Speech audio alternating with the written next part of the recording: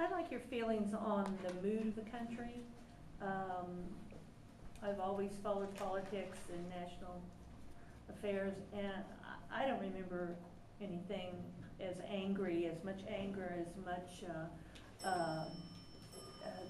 everyone's so far apart, everyone's so angry.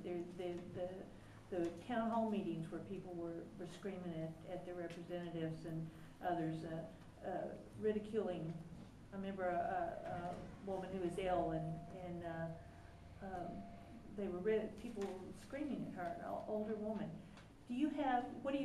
Or just like your feelings on those, and how far do you think it'll go? And I forgot to alert you gentlemen as to who's coming first, so it's going to be Mr. Sutton, Mr. Space, Mr. Gibbs. So let me filibuster just a moment while you focus your thoughts on your feeling concerning the mood of the country. And Mr. Sutton, your thoughts, please. I'm not an issues-oriented candidate. I'm a principles-oriented candidate. I see the problem that you're talking about as a departure from our principles.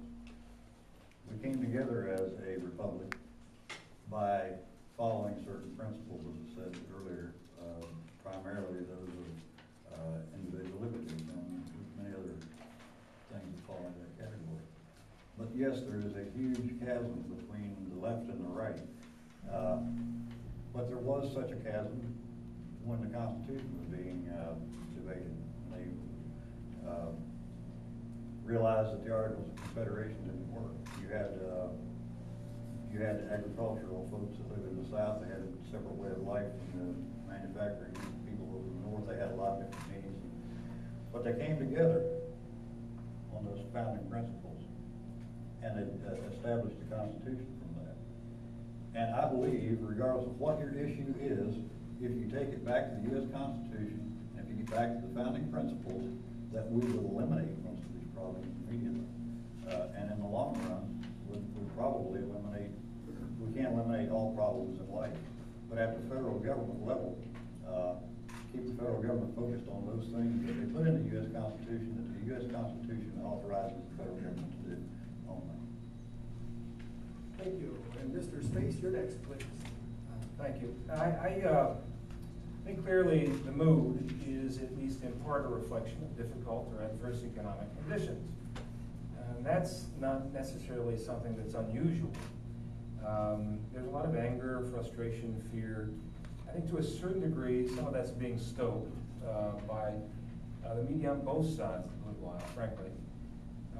But to a certain degree, that fear and angst is legitimate and justifiable. I think what compounds that fear and anger, however, and allows it to be elevated to this higher level that we're seeing now, that we've not seen before, is the polarization of issues that has occurred in Washington. That's, again, a reflection not just of our demographics and culture, but also the media. I think most Americans find themselves, like I do, somewhere near that ideological spectrum. They don't consider themselves a right-wing Republican or a left-wing Democrat. They're moderate, sensible people. And they're sensing that Congress is not representing them. Because all we're getting out of Congress is rhetoric from both sides. And as a moderate in Congress, sometimes it can get very lonely. But I think we need more moderation. And I think Americans should start holding their members of Congress accountable. And finally, I think we need to figure out a new way to redraw congressional districts, because that's a significant contributing factor. Well, the mood of the country, people are frustrated, they're scared, and there's a lot of anxiety over there, because a lot of people know somebody that lost their job, or they're fearful they might not have a job next week. And this goes all back to the deficit spending. It's really the root of the problem. And people know that you can't spend and borrow money you don't have. They can't do it in their own households. They can't do it in their own businesses. And so people are waking up. And historically, when American people wake up, they take action when it gets bad enough. And we're about at that position.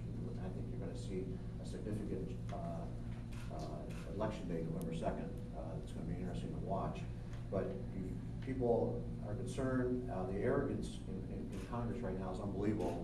when you've got people that think they know better than the people out here that are running businesses and doing their livelihood. And just appalling to me how they can pass the healthcare through. That was 1/6 of the economy, affects every American, and not one person in the minority party voted for it. That ought to be a red flag. That's probably, I'm sure that's the first time in American history that's happened, and that's helping to cause this division, divisiveness in this country, and polarization.